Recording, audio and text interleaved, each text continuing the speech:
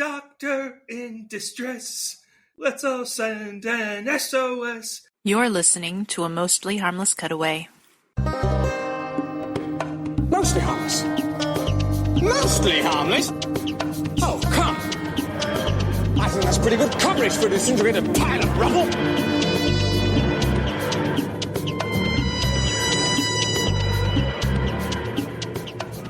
Hi, this is Eric. This is Kat. And this is Sean. And welcome back to this Mostly Harmless Cutaway. It is episode 178, don't you know? Woo! Wowzers. Yep. And when you add up 178, you get 16. Add those up, you'll get 7. And the 7th, never mind. Okay. Never mind. I thought you were going to do something with chords for a second. The 4th, the 5th. Anyway, there was supposed to be more of us on this discussion. I think you got the best of us, so we can move it. Let's do obviously. Once again, my lottery rings true. And I have the most dedicated Doctor Who fans I know currently, besides myself. Okay. Yeah. So, once again, we're coming back with not the second, but the third episode of this new series of Doctor Who. And that would be The Devils Chord.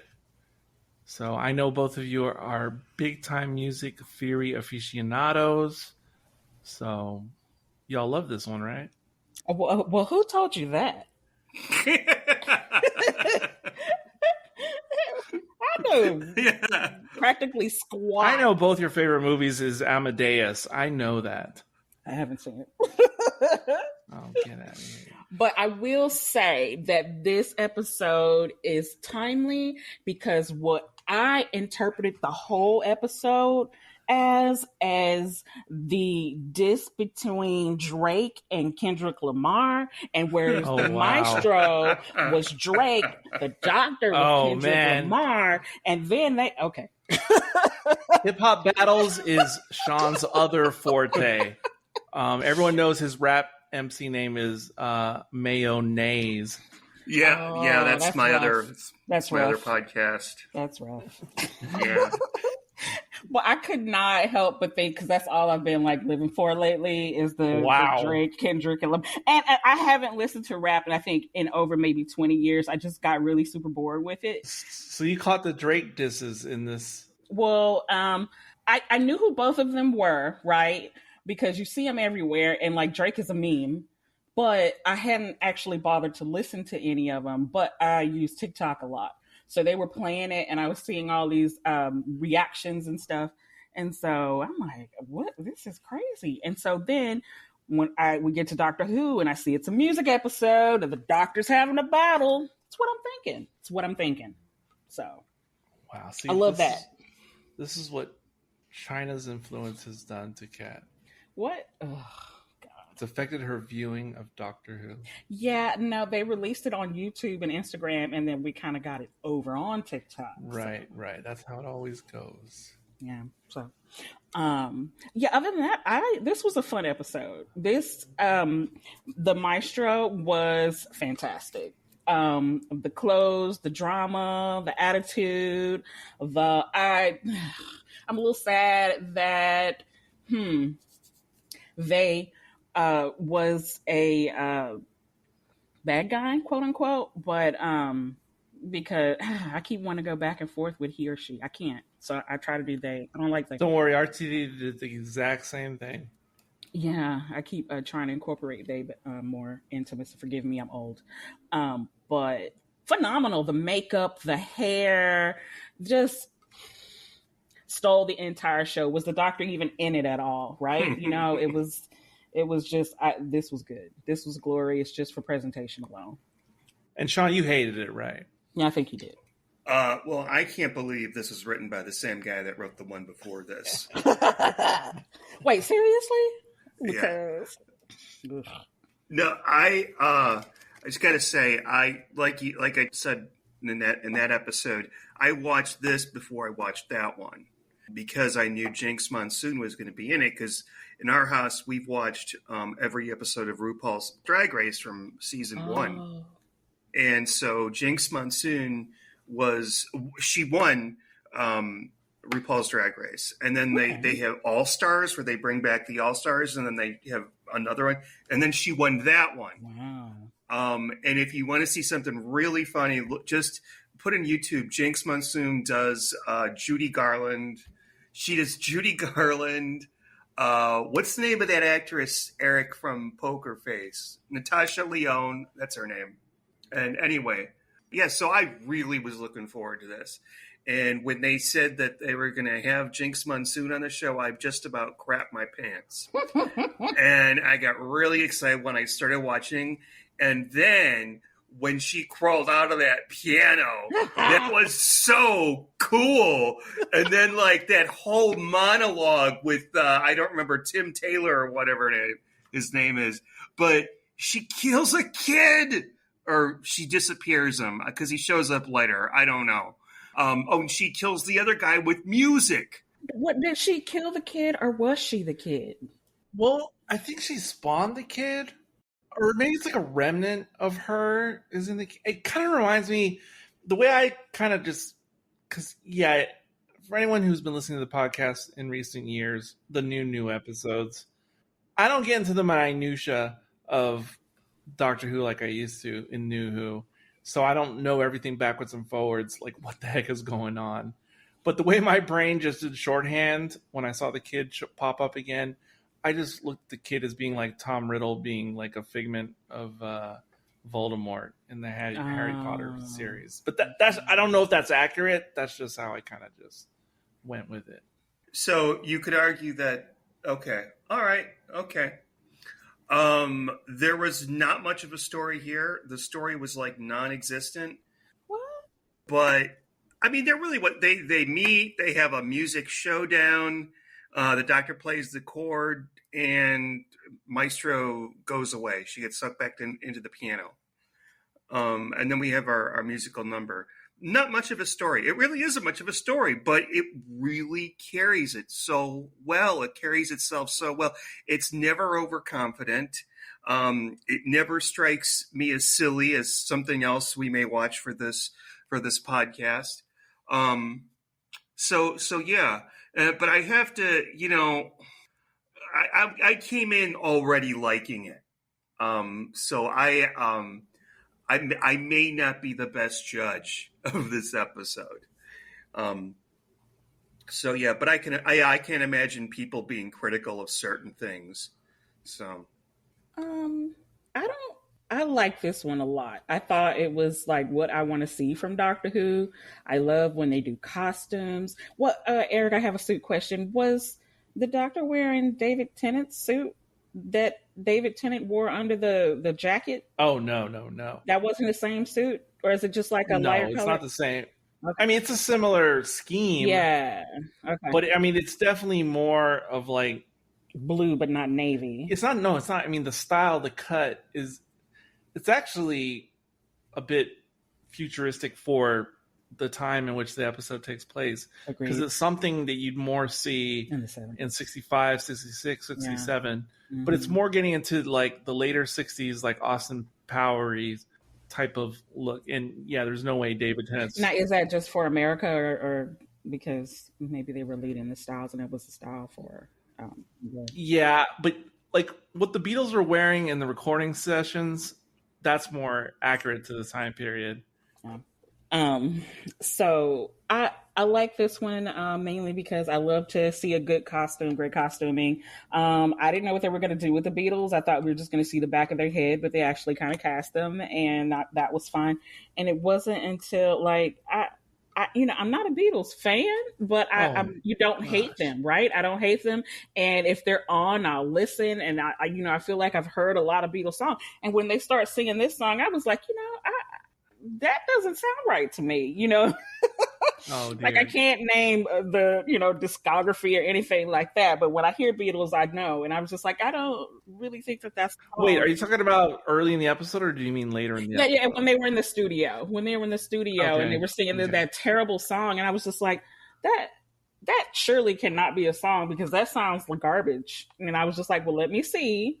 And then, of course, it was not a song because I was going to be very scared. I was like, wow, I must have missed that one. That must be a deep cut. But, I'm sure if they featured a real Beatles song, it would go over. The budget would just go crazy. Well, I was like, yeah, let's hope. But then they started looking at the other lady in the studio, crazy, and other people weren't singing properly, and I was just like, okay, this is the thing. Okay, so that lady in the studio, by the way, you know who that is? No. If you go on, I didn't know who this was until recently. But if you've seen the meme of that lady going, surprise, surprise. Oh, it's her? Yeah, that's her.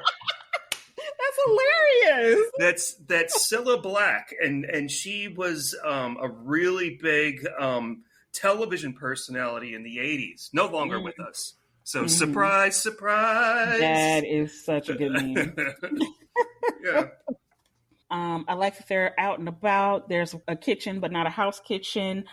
I don't know. You said there was not much of a story here, but I mean, I guess it wasn't, but there was still movement and interest to me. It held my attention and it felt exciting. You know, it felt like it was an easy problem to solve because you just got to kill the bad guy. But I just think how everyone moved in the episode, it had purpose. Everybody was doing the thing, and it was just good to me. And that's our show. It's kind of like watching a good slasher movie. You expect something, you know what to expect, and once in a while, it exceeds your expectations. You know, and you get something like I don't know. I'm not going to think of a new I know Barbarian or something like that. Barbarian was great. Yeah. Oh wow! But it was fun. It was fun. I'm through, Eric. No. Yeah, I like what Sean brought up because he reminded me of some things I wanted to say and some new things I want to say. And also something I wanted to say in the previous episode as well, but now's as good a time, is that, yeah, I kind of think that how both episodes kind of suffered, and this one more so than the previous one, only in this respect, which is, yeah, the stories are really simple and really basic, especially this one, exactly as Sean said. And it's, you know, Kat, think about, if you remember, like the Vincent and the Doctor episode. The story in that episode was also extremely simple and bare bones as far as the creature or monster was concerned, but it was more about the dialogue and talking to Vincent, and it was much more about that than the actual story. And that's kind of how this episode was. It was more about discussing things and ideas more than the villain. And, you know, right from the very beginning, and I didn't fully catch the reference, and maybe it was revealed later in the episode, but even from the beginning, when it just said like 1925 or 30, whatever, I was like, oh, this is weirdly starting like the Giggle episode. And then early in the episode, I think it's the Doctor who says like the Giggle. Yeah. And I was like, what? And then because it did start in 25, and obviously we know the bulk of it takes place in the 60s, I thought this is strange that they're doing this sort of gimmick type situation again. But then later we discover, okay, yeah, there's more to it as to why, because there is a more direct connection. And I was even thinking too, like this phenomenon is not exactly the same, but kind of like the situation that happened with the television. With the tent and yeah. And how, you know, leads to world chaos or the world, eventually being destroyed, like the Giggle, or like how things probably would have progressed if the Doctor wouldn't have saved the day. And then also like the Giggle, which I like that episode, but like it as well, and it's kind of not great since this is sort of like a continuation, or there's connective tissue, obviously, in the stories, this and the Giggle, with the Maestro being like the spawn or something, caused by is he the Game Master? Well, yeah, because he said they were a pantheon. Right. Yeah, I understand. But my point is, okay, I get all that part, and that's fine. I'm okay with that connection. The connection that is unfortunate between the two stories is that it's the same kind of thing, like what happened in The Giggle. Like, there's all this buildup of Neil Patrick Harris's toy maker being so unbeatable, insurmountable, and then it just boils down to like a basic game, and we just wrap it all up really quick once we get to the final duel. And that's kind of what happens with this story. And I don't think that, while most of the connections are intentional, I don't know if that connection was intentional, that it's a very bare bones story. That's like my only big criticism on this episode, because I have another minor criticism, but overall, I like this episode a lot, I guess. Oh, okay. Well, I say I guess because I knew before even seeing the episode, but just from the promotional photos that have been out there for a while, I knew that this episode was primed to cause another uproar out there in the internet opinion community. What would be the uproar? Do I even have to say what the situation? So I forget about conservative people sometimes. Well, I don't even know if that's the right word to use, because I mean, it is the correct word and it isn't, in a sense. I know what you mean. Because there are, you could say, conservative-minded people in England and the United States, yet those types of conservatives are very different depending on which side of the pond they're on. But they still seem to have similar opinions when it comes to programs and shows and movies. I'm just not going to be careful like that with people who hate people for stupid reasons, so you can save it on my behalf. But I don't even know if they hate people. I'm not even saying that. I mean, so when I'm you know what I mean when I'm saying here conservatives. If they have a problem, I remember something I want to talk about too last time is I remember when we first saw the new Doctor that I was kind of bummed out because it's like, oh, well, I can't enjoy this because everything feels on purpose and I can feel haters hating this and their hate. Oh, yeah, I remember that making me not enjoy it as much. And then I really thought about that today and I was like, you know what? Fuck it. They can burn in hell. This is a good show. I'm going to support it fully. Not that I wasn't before, but it just, it's like, that's stupid for me to not enjoy something based on somebody else not enjoying it and thinking about adjusting my joy based on their stupidity. So I understand what you're saying, but I feel like we're talking about like three different topics at the same time, which is a little bit confusing. But we are. It's an aside. It's an aside. Yeah, because I definitely never had that problem with anything I watch. I mean, for goodness sakes. Well, I just felt it more in. I champion the movie Skyline. You know what? Don't do that. Okay, now who's the hater? Don't do that. That's not. That is not the same type of tangent that we're going on. That is what I'm saying is that I get ridiculed for liking Skyline. But we're not talking about ridicule. Exorcist 2.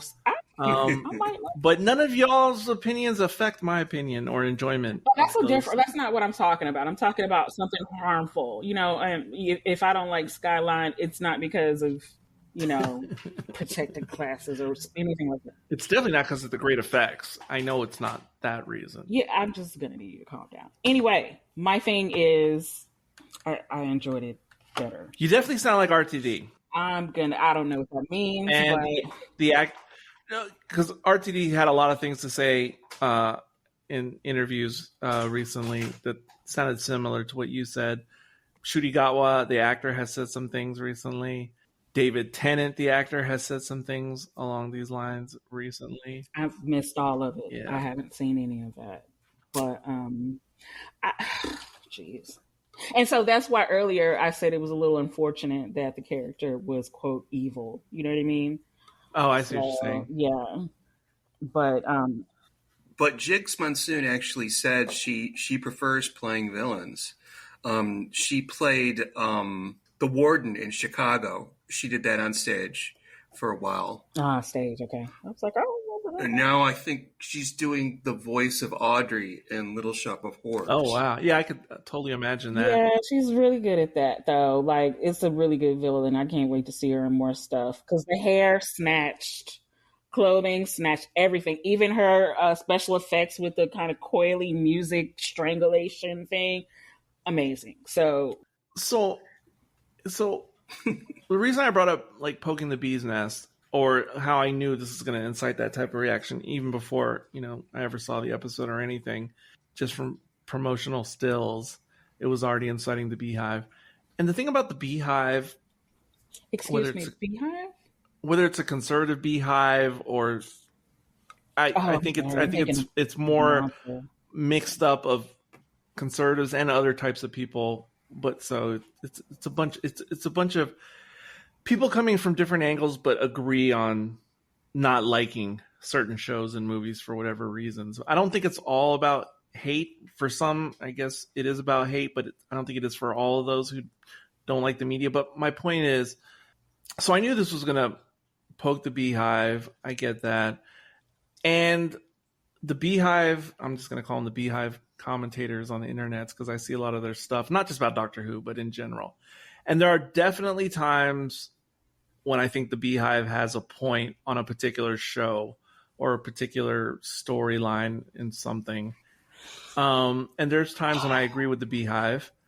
No, I'm just saying it how it is, because they do bring up legitimate points when it comes to writing and story making and character making. I'm talking about on paper, not acting or casting. And so I there's times when they make good points about particular shows or particular episodes. But on this particular episode, they full of shit. No, I'm not with the beehive on this particular episode. Like, I've heard many of their arguments on this particular story. You need to get off of Twitter because that place is a cesspool. It's not on Twitter. I don't Okay. I don't hang out on Twitter for this, but I do hang out on YouTube a lot. And yeah, I'm not with them on this one because they are capable of making salient points of like story flaws and structure flaws and other things. But I heard the arguments on this particular story, and none of those arguments I really found compelling in particular. Because I think this one works as is, all things included. I mean, whether you want to talk about casting or this or that, no. I think everything was done really well for the most part, production wise. On this particular story. So I had no qualms. I just knew it was going to stir up the bee's nest. Now, I don't care if the bee's nest gets stirred up or not. It's nothing to me. But no, I liked it. I enjoyed it. It was good. Another minor quibble I had, it's not a big deal. But yeah, I'm a big Beatles fan, and I have been for a long time. And definitely I was curious because when I started seeing the promotional photos for this story approximately 2 weeks ago, I thought that the actor and actress Ncuti and Millie, I thought they were just posing with some popular like tribute Beatles band or something. I didn't know it was actually like a costume photo shoot for like an actual episode. I thought this was just some tribute Beatles band I'd never heard of, and they were just taking photos with them, like they were fans or something. Okay. Seriously.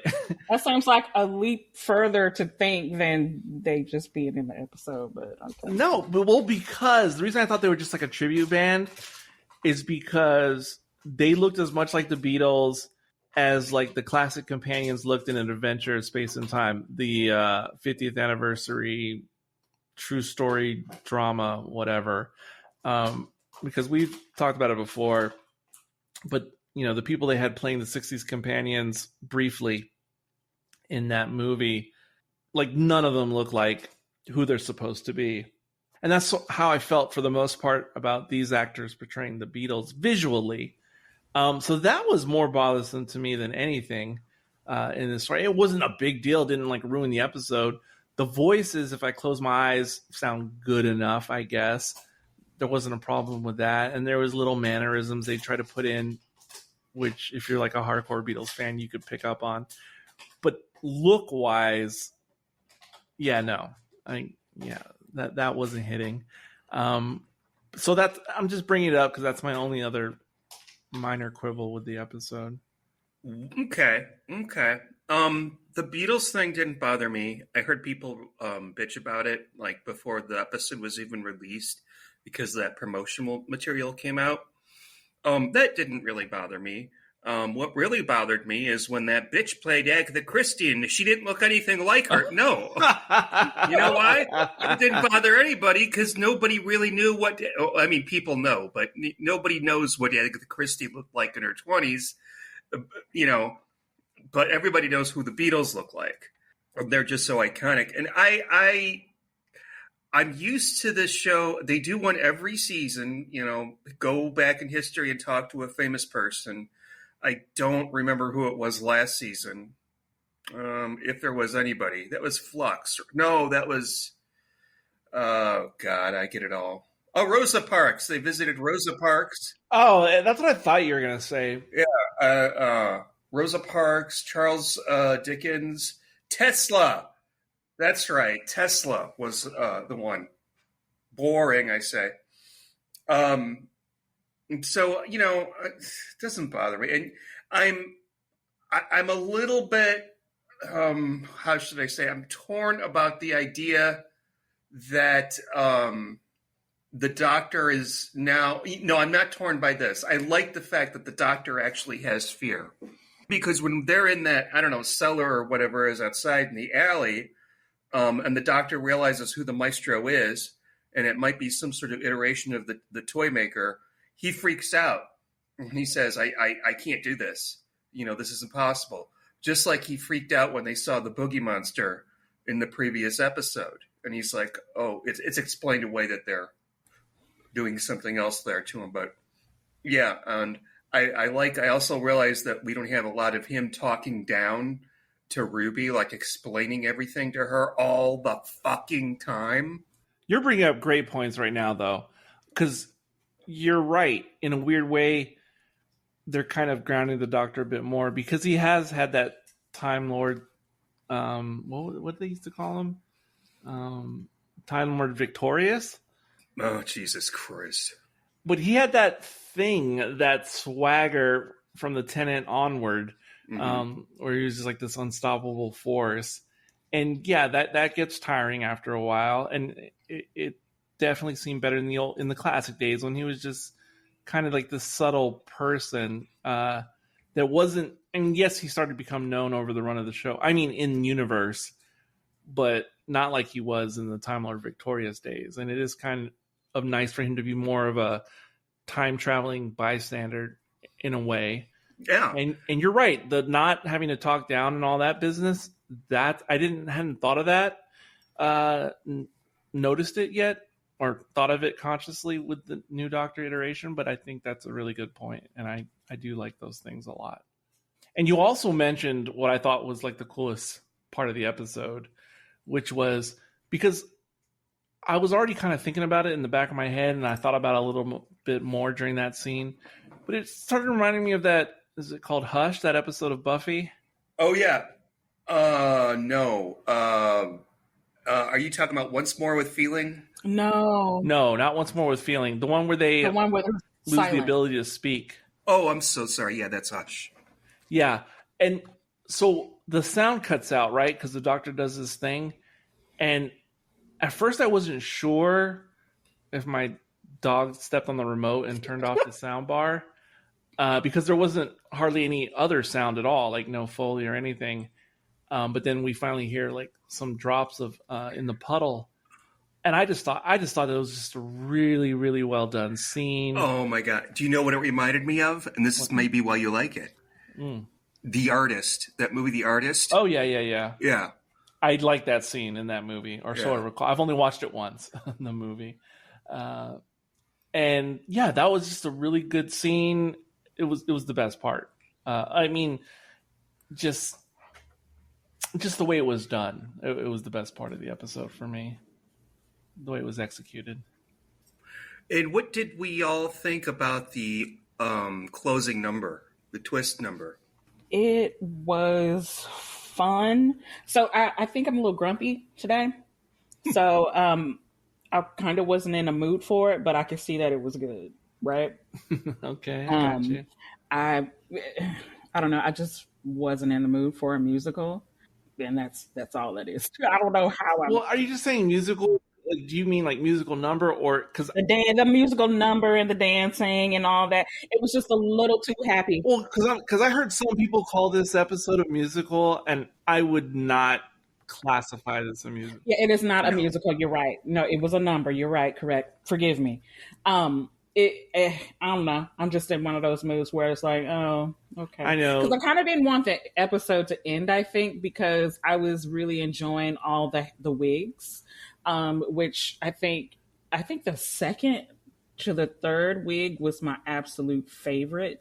When they were in I guess there was this room and it was black and there was the TARDIS on one side and the piano with the maestro on the other. Yes. I was like, that is just so beautiful. Yes. It was very theatrical staging, and it was just so much to enjoy on that. And then, I don't know, I think the dancing and stuff was fine, but no, I don't know.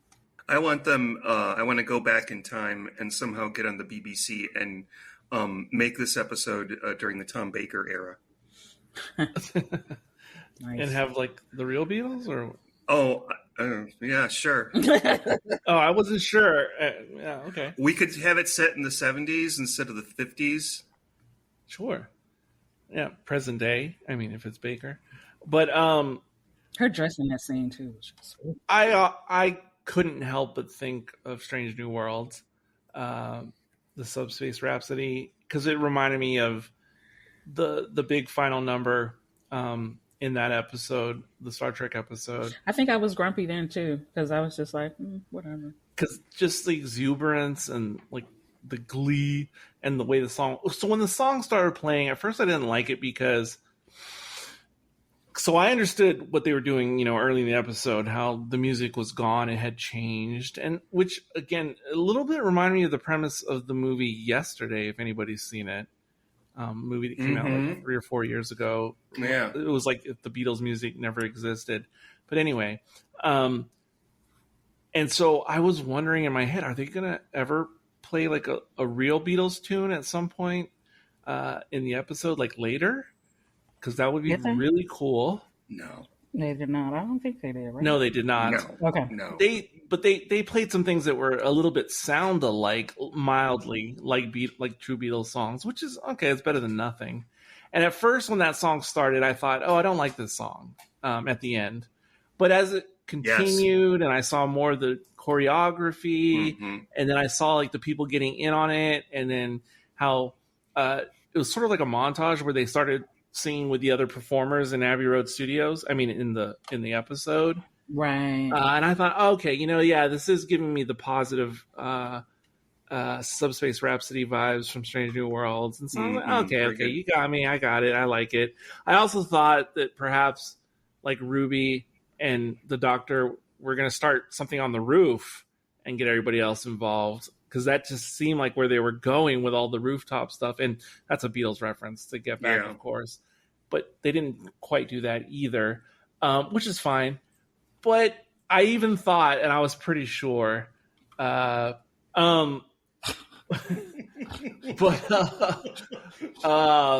thought, I bet when they did the close-up on the piano player who looked kind of bald during the big number, I thought, is that Murray Gold? But I thought, that doesn't look anything like Murray Gold. Maybe it was whoever did the arrangement for the Murray Gold music. I thought maybe it was the arranger, because usually Murray Gold composes the music for New Who, and then I think Ben Foster used to do it, or whoever. But anyway, because I was like, that would have been a perfect time to put Murray Gold, but it doesn't look like him. Lo and behold, I find out later, it actually was Murray Gold. It's just he's aged so much visually since his early days working on New Who. He's aged so much, they call him Murray Platinum now. Okay. Oh boy. Stay tuned for Murray Diamond. But no, but honestly, because Murray Gold, when we used to see him in interviews like in 2008, 2007, 2010, he looked like a young hip composer dude, like a Brit of 30-something years. But that was him. And I thought, oh, maybe they made him look like an older man. No, that's just how he looks nowadays. This is mostly Harmless Cutaway, the Joan Rivers of Doctor Who podcasts. Well, I'm going to say this, Sean, that it is a shame that you're not going to have children and you don't like them, because those were some very dad jokes that you just. Oh, I did not know where she was going with that. I love dad jokes. But I can't help it. Yeah, I just love a good dad joke. It's part of the reasons I watch Joe Bob Briggs, because he always got dad jokes at the end. Did you pay attention to Fashion Week this year? So there, do you know any John Galliano or the brand Maison Margiela? No. Okay, so John Galliano is an old designer, and this Fashion Week, he did something with dolls, and he had this type of makeup that looked like porcelain dolls, and what's her name? Maestro. The Maestro looked just like that, and so it was like, did they get inspired from that show? And use that makeup? Because I was excited about that when I saw her again. Like, I was all about her fashion. What she reminded me of constantly was, and I'm not saying she's exactly that, but in my head, she just kept reminding me of the Queen in Alice in Wonderland. I mean, pick whatever iteration of that you want. I'm not thinking of a particular version of Alice in Wonderland, but it was like the aesthetic of the the Tim Burton movie in general, the way characters looked in the Tim Burton Alice in Wonderland, and then just the way she was acting just reminded me of like the Queen. Oh, I'm looking up the makeup right now. Oh, I've sent you a link in there. I totally, yeah, I see it. You see it? Yeah. So, according to an interview that I saw on YouTube, I don't know, yesterday, I don't know, probably when I was supposed to be working, Jinx Monsoon has said that she took inspiration from none other than Michelle Gomez to play the character. Okay. And this shouldn't change your opinion one way or the other, but it's still interesting. That part was written for Jinx Monsoon in mind. Okay. So, yeah. Oh, well, then maybe that's why it was so good. Yeah. Right? Well, you should. It just reminds me of something. Whenever when Frances McDormand won an Oscar for Fargo, my mom complained because that character was written for her by her husband. Okay, Mom, whatever. And yeah, is that supposed to be bad? I don't know. But just obviously they're in the 60s and knocking on the mid 60s at the time for most of this episode, and just kind of the look, even though it takes place a couple years later, I think. If any of you saw the movie Last Night in Soho, yes, which starred a certain Matt Smith, yes, but just visually and because of just music in general, it very much reminded me of that movie, which is an okay movie. It's not the greatest thing, but it's a rental. I agree. That is a pretty cool movie. A free stream. And Matt Smith is just fabulous, of course, in his role in that movie. And of course, there's Anya Joy Taylor. And that's Anya Taylor-Joy. And that's what's her name's last movie. Oh, come on, help me. The Avengers, not the John Steed. Diana Rigg? Rigg, yes. Yeah, Oh. Diana Rigg's last performance was in Last Night in Soho. Yeah, she was in Game of Thrones, Kat.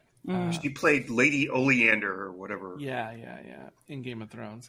But anyway, tell her it was me.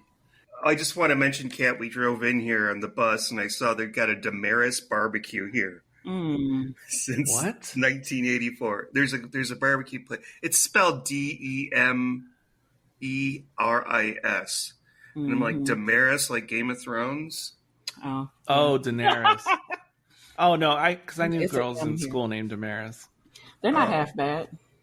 I think I've eaten on there once though. So. They're no star pizza. Nah, calm down. But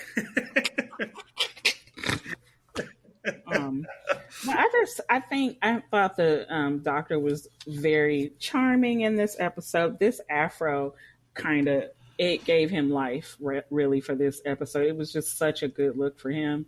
And when there's costuming going on, you know me, I'm that girl. I love that. And so this episode I love it when they do this. If they do a period piece or they're doing, well, I guess this is a period piece, but when I say period piece, I mean like prior to the 1800s or, whatever. That, I don't know.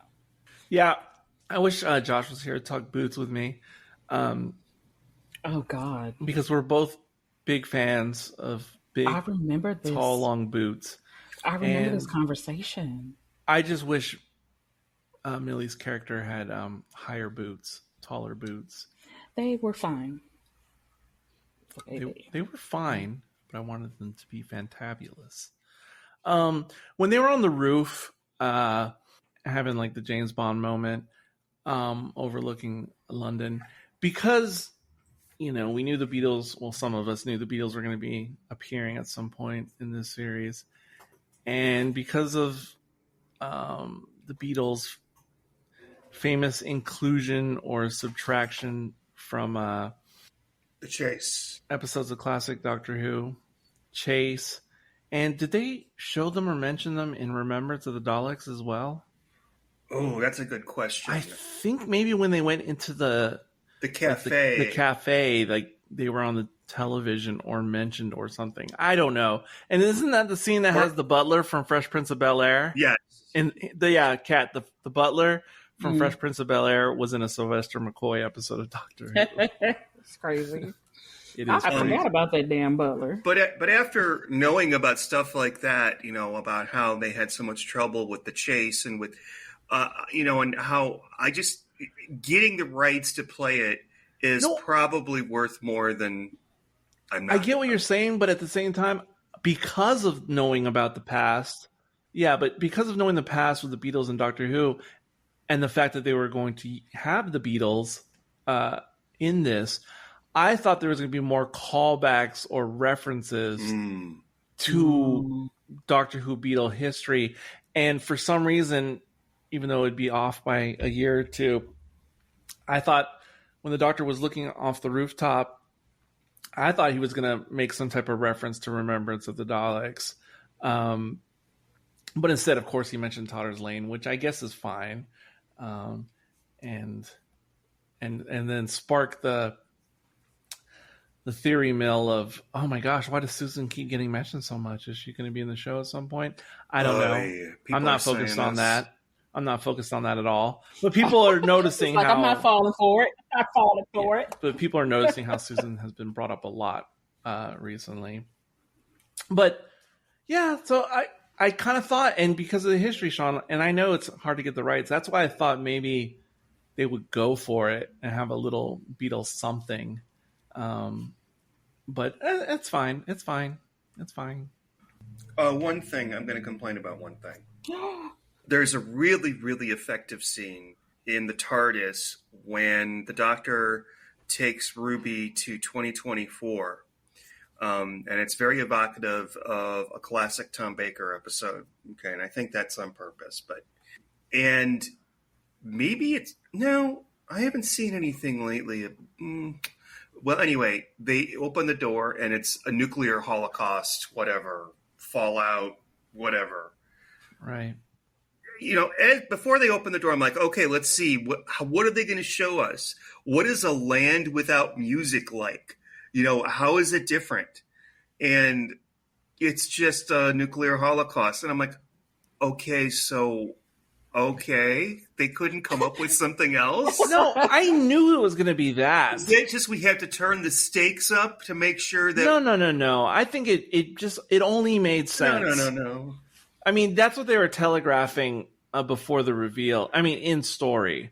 Because they were already telegraphing that without music being in the world, that people couldn't like deal with their emotions and deal with their tensions in life. And so it was telegraphed, and I was not at all shocked to see it was going to be a post-apocalyptic scene.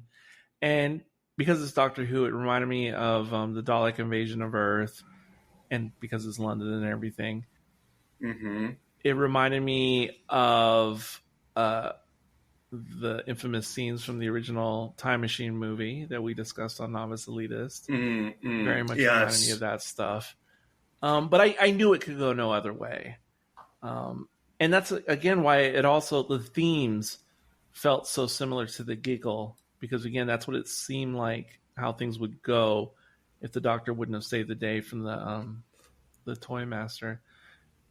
And, but you said, it's probably deliberate, and you made the Tom Baker reference. But I think it was also deliberate because this is what I'm talking about, how they keep showing, or RTD is intentionally showing us the future results of things that are happening in the past, turning out to be terrible. And again, I think this is like the weird Bad Wolf theme clue arc, and I don't know where it's going or what he's getting at, but RTD continues to harp on this. Nobody cares about that. Maybe. Okay. Whatever. And Maestro does say, what are the last words?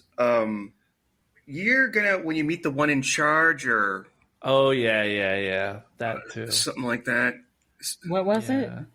Yeah, Maestro alludes that there's a bigger bad out there looming, like a Thanos or someone else. Of course. Who's behind? So that would be 50 Cent. If we're going back to Drake and Kendrick Lamar. Yeah, it's definitely 50 Cent who dropped Ruby off at the church. But that's what we're... I wish Caleb was here just for the representation of people who bemoan all this stuff. All these season arc shenanigans by RTD and Moffat in the past. He could just cut in and drop a verse, drop a bar. He could. Yeah, absolutely. But I'm not so bothered yet by the stuff that bothers Caleb and New Who with this kind of stuff. But I sure hope it's worth it. Because I don't need this mess if it's all just to make something clever that's not really that clever, like in the season finale. I just hope it adds up to something worthwhile. And otherwise I will be perturbed that all these breadcrumbs are everywhere. And I don't know. I don't know. I'm going to try not to think. I've been reading, this is true. I've been reading books on Buddhism lately, and it's not good to dwell on the past or the future. So I'm just going to dwell on the present. And this was a good episode. Well, was it a great episode? Like, is it up there with like the greatest? Not for me personally. Why? No, I just enjoyed it. But it, like, bringing up Vincent the Doctor again, since it has a bare bones story as well underlying it. No, that one I adore. That one's up there for me. Vincent the Doctor is very high up in my pantheon of Who and New Who. This one was just enjoyable, likable, and just speaking for myself. But it's not up there like in that rarefied air. But if we're only talking about the last 3 or 4 years of New Who, then it would be in the upper echelon, yes. I agree with that. Definitely. Yeah.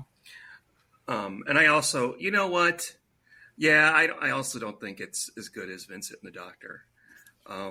This was a lot of fun to make, I'll bet. Oh, yeah. And I'm sure that Jinx Monsoon had a ton of fun as well.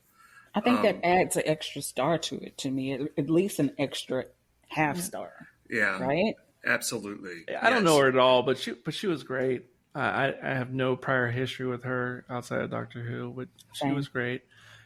And I know there's people who really don't like Vincent the Doctor. I think Chris Burgess is one of them. And I get it, especially if you know Chris. And if I'm correct in my memory, I get it. It's not everyone's cup of tea. but I definitely adore it. And now I wish Caleb and or Carl were here.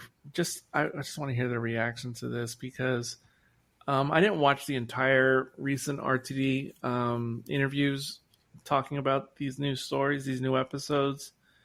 But one of the things that stuck out in the interviews that I did catch, RTD started talking about while promoting these episodes. He started talking about how he was never like that big of a Trekkie, but he said once Discovery came out, like he really got into that show, and he's really liked the new Star Trek series that have come out after Discovery, and he was talking about how he's becoming like such a big fan. And he also said it's a problem that Captain Pike is not his husband right now. It's a problem he's not my husband, too. Oh, dear. But he was just talking about how much he enjoyed like the new Star Trek program so much. So I'm sure that had to play into, even though I don't know the timeline on exactly when this was made, I mean, these episodes. But I'm sure he had Subspace Rhapsody and just other new Star Trek television stuff in his mind as he was putting these things together. Mm-hmm. Just saying. Yeah, RTD. He's a new Trekkie. Okay. All right. Sound good. So who was it? Which Beatles saved the day? That was It was, of course, Lennon. Well, no, it was the two of them together. Oh. And of course it was Lennon-McCartney. And of course Ringo had almost nothing to say or do in the episode. And then George barely had more than Ringo. Poor Ringo. And I get it, but I can't tell if that was an intentional jab at Beatles fans or if it was just, it could be no other way. So sad. Somebody, I don't remember where I read this, where somebody opined that the chord CHORD that was used to banish Maestro should have been the first several notes played in A Hard Day's Night, because apparently there's some funny conspiracy theories about that or something, but I think that would have gone over most people's head. I don't know. It would have gone over mine. And when they play the Devil's Chord, I'm familiar with the Devil's Chord. It didn't sound like it to me. Like, okay, I don't have perfect pitch or anything like that, so I'm just going to take their word for it. No, you know what it is, Eric? You got to buy the one that says CHORD, not chord. That stuff that you use to tie stuff up real snug. Oh dear. Oh dear. But oh dear. I don't even know if that qualifies as a dad joke or what that is. A dad quip. It felt like a dad joke. You should see Sean with his half lens reading glasses, looking like Father Time. I'm wearing them right now. And his little sleeping cap like Ebenezer Scrooge. You gotta switch out to a bonnet. Yeah. Don't forget to put out that candle. You don't want to like burn down your hotel room tonight. No, every morning I wake up like Alistair Sim in A Christmas Carol. Oh, I'm as giddy as a schoolboy. Oh, what is it? I keep distracting myself. Oh dear.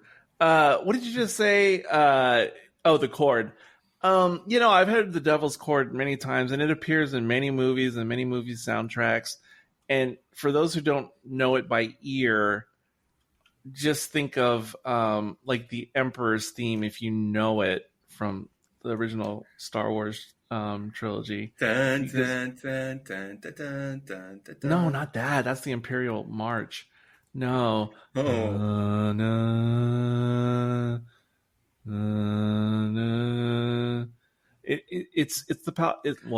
It's originally the Emperor theme. What? Like, what even is that? Let me move my body so it's closer to the microphone. I didn't even move. And you can do that again. Maybe I twisted my head a little bit, but I can't do it with my mouth right now, but other people know the Emperor's theme very well from like Return of the Jedi.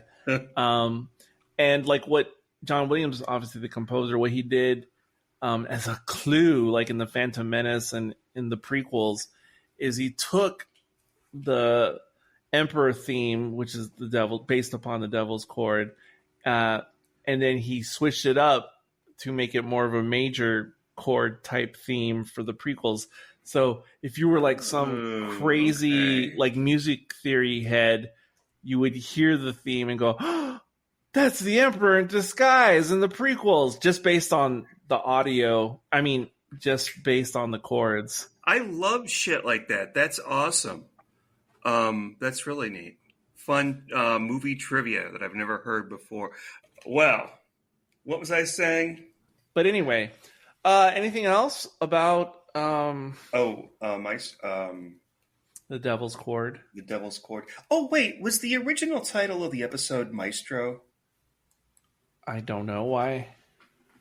I thought maybe... Did you all know that isn't Maestro like French for master? Oh my gosh. Yeah. Oh God, don't start any type of... That would be awesome if we see the Maestro again. This is not... No, I don't care about seeing the Maestro again. I'm talking about starting conspiracy theories about the Master returning in some convoluted way a la Time Flight. You know... Yeah, I guess in Italian, Maestro literally means master. In Spanish, when you say Maestro, you don't usually mean it to mean master. You mean it to like... It's a common word for teacher in Spanish. But in Italian, I guess, master.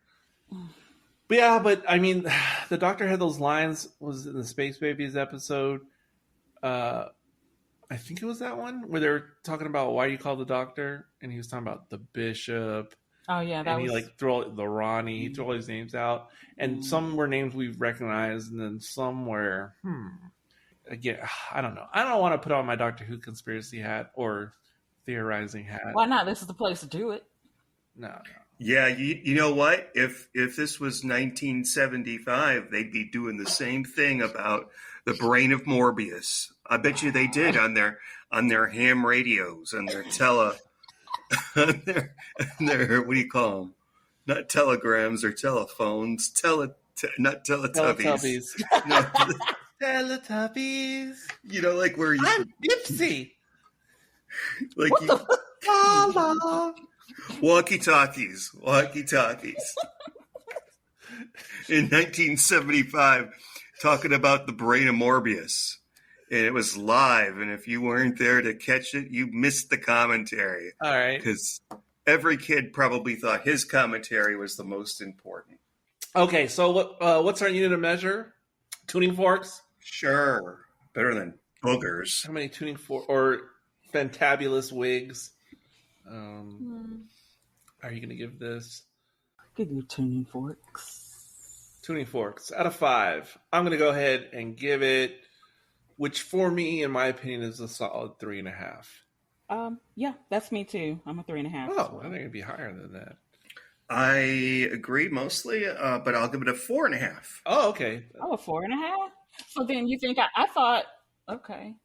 No, it's when Sean really trashes something, he gives it like 5 at the end. Okay. Yeah, out of 5,000.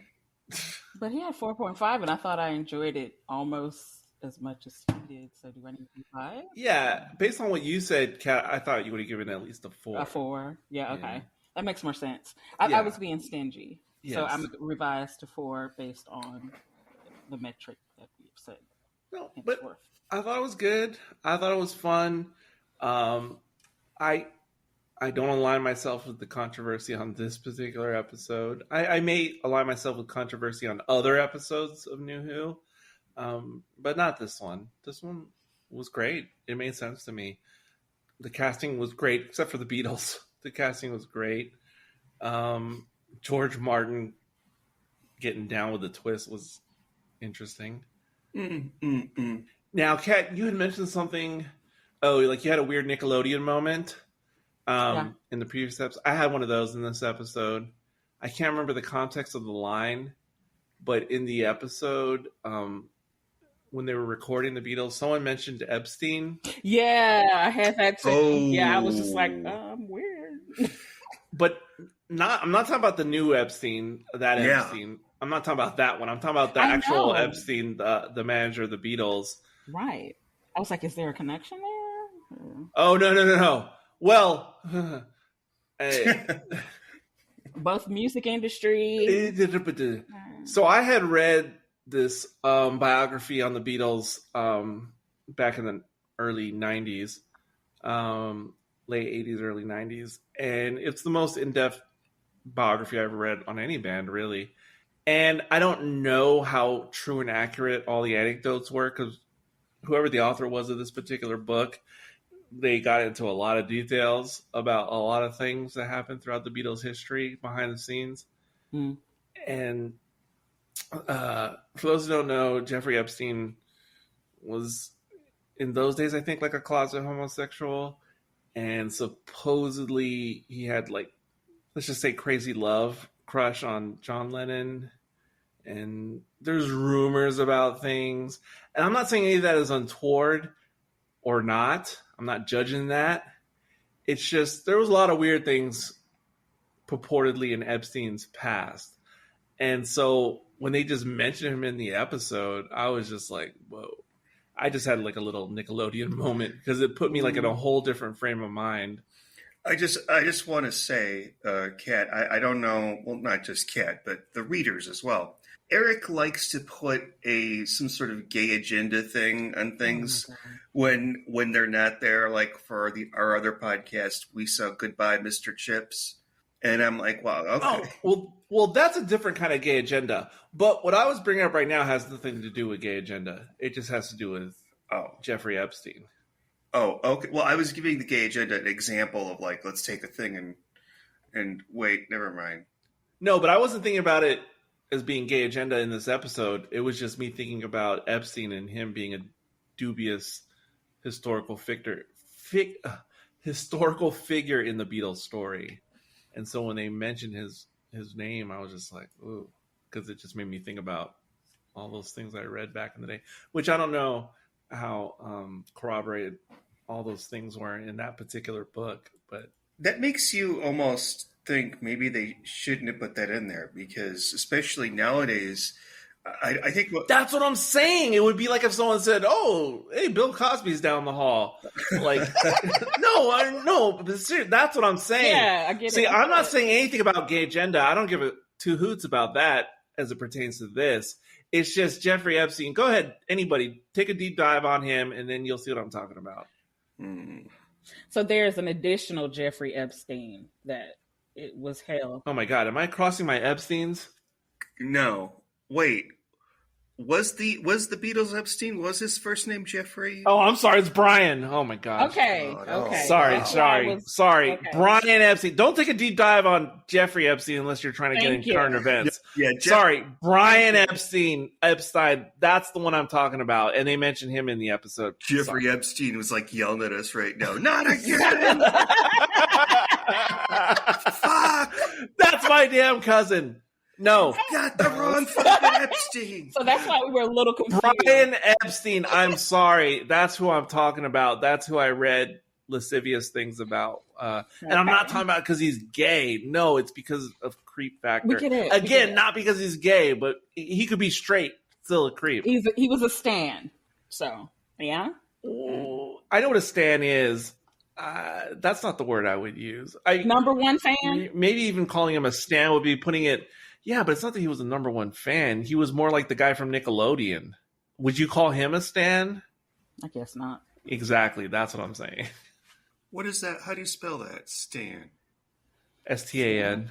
Yeah, it's hip hop. And fan. No, it's not hip hop. No, I didn't say it was hip hop. It's hip hop.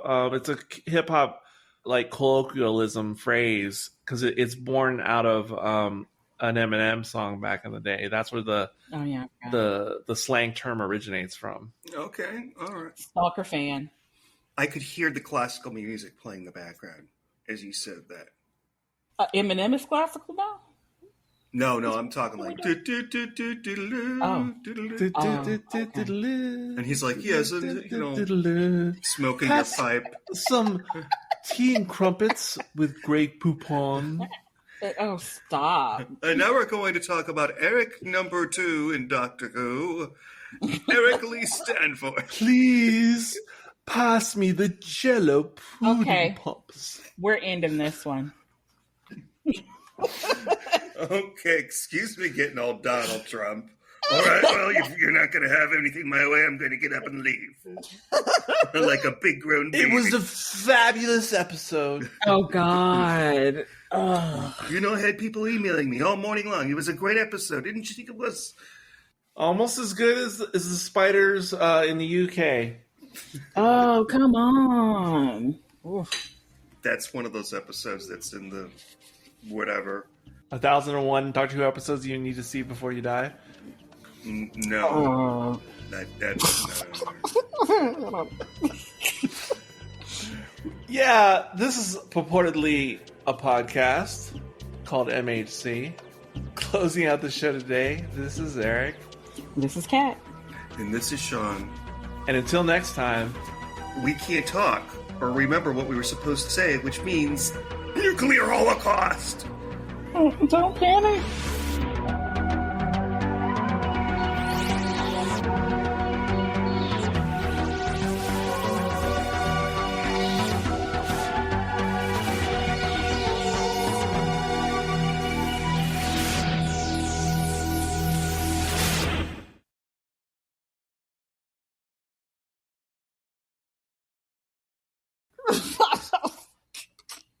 What do we do? I don't know. That was the weirdest ending ever.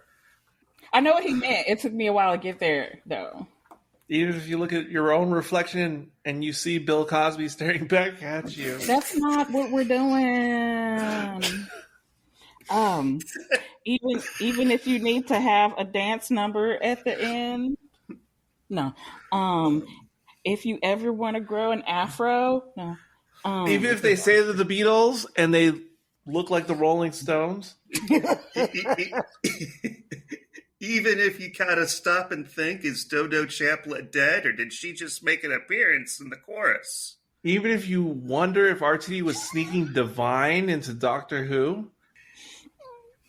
Even if you think that behavior, like in that show Baby Reindeer, is inappropriate. Oh my God, Baby Reindeer was crazy. Oh. Even if your name is Sean and your favorite movie is Human Centipede. Oh my God, nope, I'm out. That's not true. It's his second favorite movie. I know it's not true. It can't possibly be true because that's no one's favorite. I am. Oh, do you know Sean? Well, he has a point there. All right, fine. All right. Even if you're Eric and you're a fan of The Exorcist Part 2, The Heretic. Hey, there's a lot to consider in that film, including James Earl Jones. You know what? No, absolutely not. No.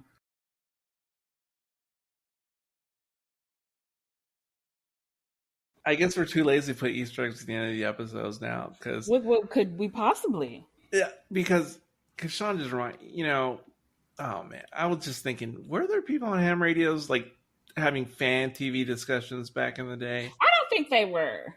I mean, maybe it was a couple of them, but it wasn't that many. I don't know, but when I was a kid, I had shortwave radios, and it used to blow my mind. Okay, so maybe they were. He's correct. No, but that's shortwave radio. It was one way, and but I was amazed that I could be hearing like broadcasts coming from Asia, Australia, whatever, and a lot of times, what's that show? The famous conspiracy theory show on AM radio at night. Art Bell. Yeah, he's the host. I can't remember the name of the show. The show famous for talking about shadow people and whatnot. But this would be a perfect topic because back in the day when I used to listen to shortwave, because I would just turn it on in the middle of the night, and a lot of times what you would pick up as you just surf around the shortwave is you would just pick up signals with just Morse code. And I always wondered, like, what are they saying, and why is there so much Morse code being transmitted through the shortwave? Like, what is that all about? And then later in high school, I got a CB radio, and I used to literally turn on the CB radio in my room, and just, I think channel 13 was where it was like the miscellaneous channel where people would hang out, and I would always be like trying to like call out to random truck drivers who'd be passing by, and I would catch some like as they're passing by in the middle of the night. Kids just don't know what they missed back in the day. Now I'm stuck staring at TikToks of influencers doing dances. You know what? You were telling that story so well. It was like it was directly out of an issue of Tales from the Unexpected. The only thing is that I really wanted it to end with, and then I heard a ghostly voice.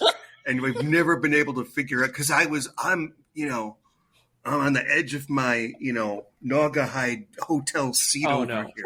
One of the times I stared at a coffee maker.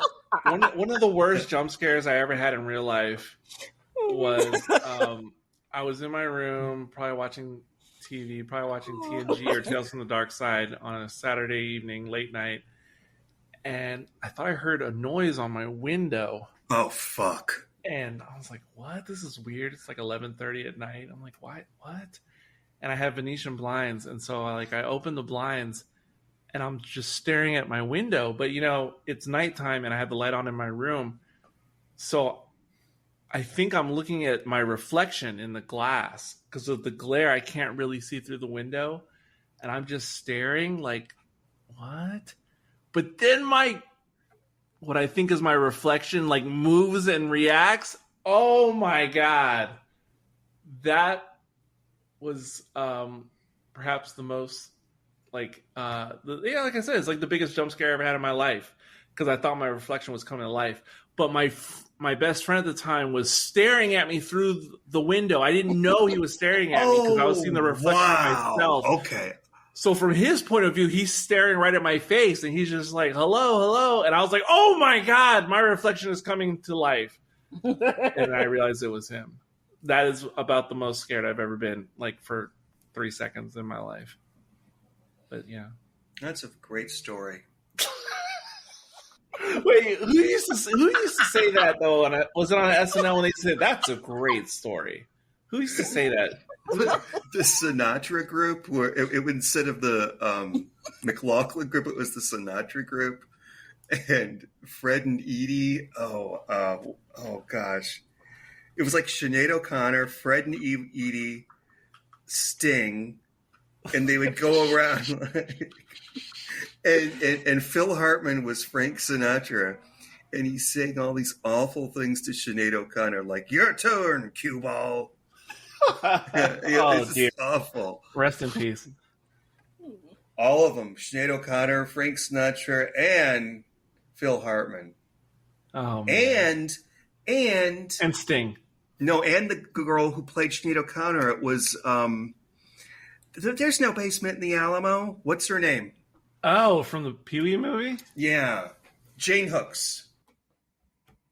Oh, all dead. Oh, wow. Oh, wow. I didn't know she had passed. Yeah. 2014. Yeah, a long time ago. Head and neck cancer. What? Wow. Oh, wow. Head and neck cancer? I know, right? What it says. Bizarre. Head cancer? They could probably mean a lot of things. I mean, head cancer. Okay. Well. Brain, maybe. On another site, it says throat cancer. But maybe that's classified under head and neck cancer. I don't know. I mean, third is in the neck. And leads to the head. Yep. That's crazy. Yeah, okay. This is the Doctor Who Quaalude podcast. Is there anything else we want to... No one's getting molested, so... Whoa. Whoa! I didn't say it was the Jello Pop Doctor Who podcast!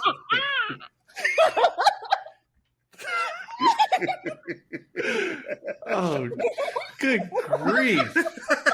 Y'all are very unprofessional.